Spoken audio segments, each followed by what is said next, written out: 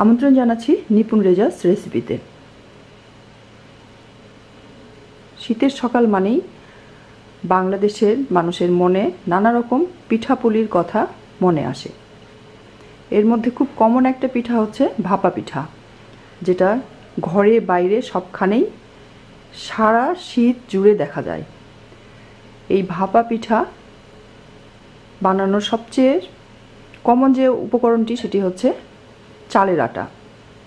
এই চালের আটা অনেকেই ঘরে তৈরি করতে পারেন না, আর বাজারে যে আটা পাওয়া যায় অনেকেই জানেনই না যে এই কেনা চালের আটা দিয়ে খুব সহজেই ভাপা পিঠা তৈরি করা যায়।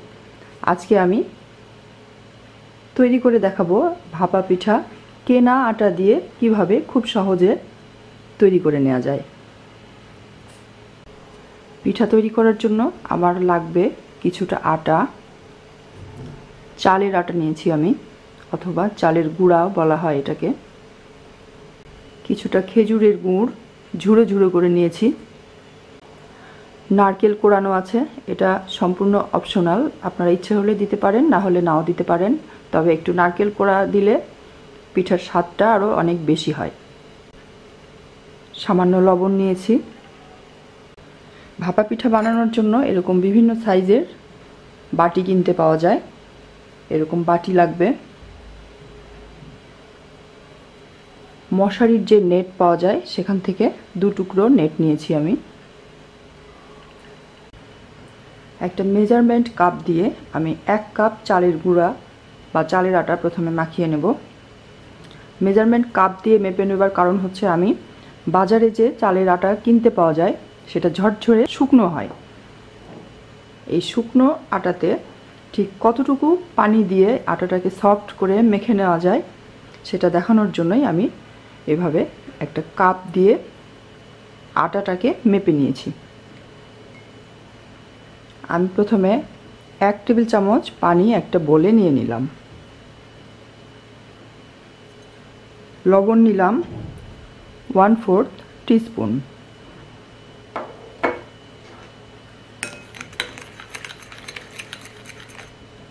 আমি লবণটাকে প্রথমে পানি দিয়ে গুলিয়ে নেব।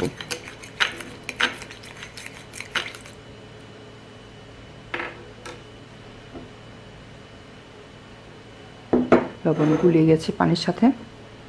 এবার আটা নিয়ে নিলাম। এখন আমি অল্প অল্প করে পানি নিয়ে আটাটাকে মাখাতে থাকব। পানি দিয়ে মাখানোর পরে এরকম হয়ে যাবে।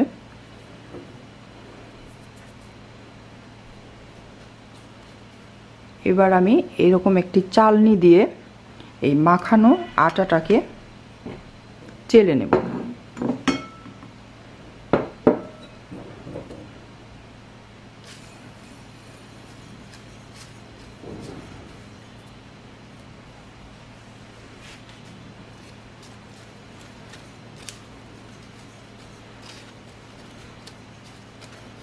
একটু হাত দিয়ে চেপে চেপে আটাটাকে এভাবে চেলে নিতে হবে।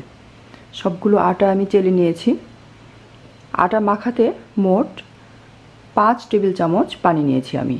1 কাপ চালের আটার জন্য 5 টেবিল চামচ পানি লাগবে, যদি আটাটা খুব বেশি শুকনো হয়। এবার পিঠার বাটিতে আমি প্রথমে একটু আটা নেব।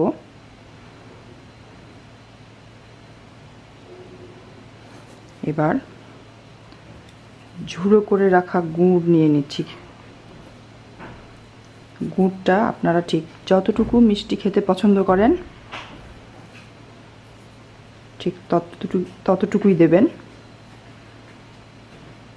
এর উপর দিয়ে দিচ্ছি কিছুটা নারকেল, কোড়ানো নারকেল। চালের আটা যারা বাড়িতে তৈরি করেন তারা আটা তৈরির সময় চালের সাথে, আমরা তো ভাতের চাল দিয়ে আটা তৈরি করি, এবার কোড়ানো নারকেলের উপরে আবার আটা দিয়ে খুব ভালো করে আটা দিয়ে এভাবে মুখটাকে সমান করে নিচ্ছি। যেটা বলছিলাম যে চালের আটা, চাল দিয়ে যখন আটা বাড়িতে করা হয় তখন চালের সাথে সামান্য একটু পোলাওয়ের চাল যদি মিক্সড দেওয়া হয় তাহলে এই পিঠা খেতে অনেক বেশি ভালো লাগে। এবার এভাবে নেট দিয়ে মুড়িয়ে আমি পিঠা তৈরি করে নেব। পিঠা তৈরির জন্য এরকম একটি পাতিল নিয়েছি আমি। এটাতে এই ঢাকনাটা অ্যাডজাস্ট করানোই থাকে এবং ফুটো থাকে। এই ধরনের পাতিল যদি আপনারা না নিতে চান তাহলে সাধারণ পাতিলের সঙ্গে একটা ফুটো করা ঢাকনা বসিয়ে 4-5টা আটার গোলা দিয়ে মুখটা বন্ধ করে নিতে হয়।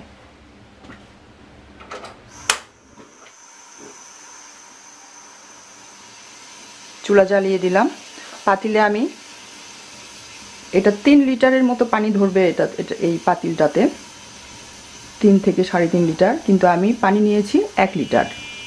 এবার পানিটা বলক ওঠার পরে এই যে ফুটো আছে এই ফুটো দিয়ে ভাপ ওঠা পর্যন্ত অপেক্ষা করব।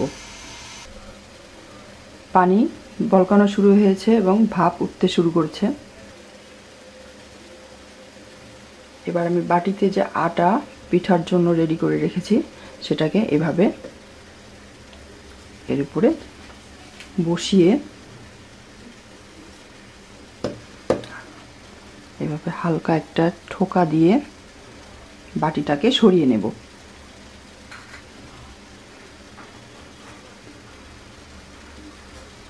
ঢেকে দিলাম। এবার এরকম একটা ঢাকনা দিয়ে 4 থেকে 5 মিনিট ঢেকে জাল করব। পিঠা হয়ে গেছে। এবার নেটটাকে সরিয়ে এভাবে খুলে নিতে হবে। তৈরি হয়ে গেছে আমার একটা ভাপা পিঠা।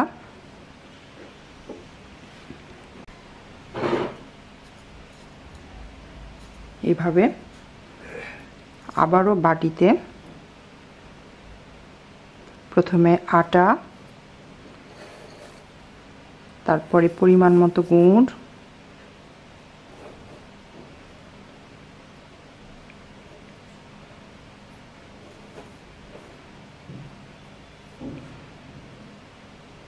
এবং নারকেল, কোড়ানো নারকেল দিয়ে আবারও আটা দিয়ে ঢেকে দিতে হবে।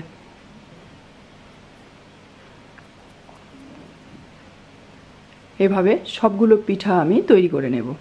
তৈরি হয়ে গেল মজাদার ভাপা পিঠা। আমি উপকরণ এবং এর পরিমাণটা খুব সহজ করে দেখানোর চেষ্টা করেছি।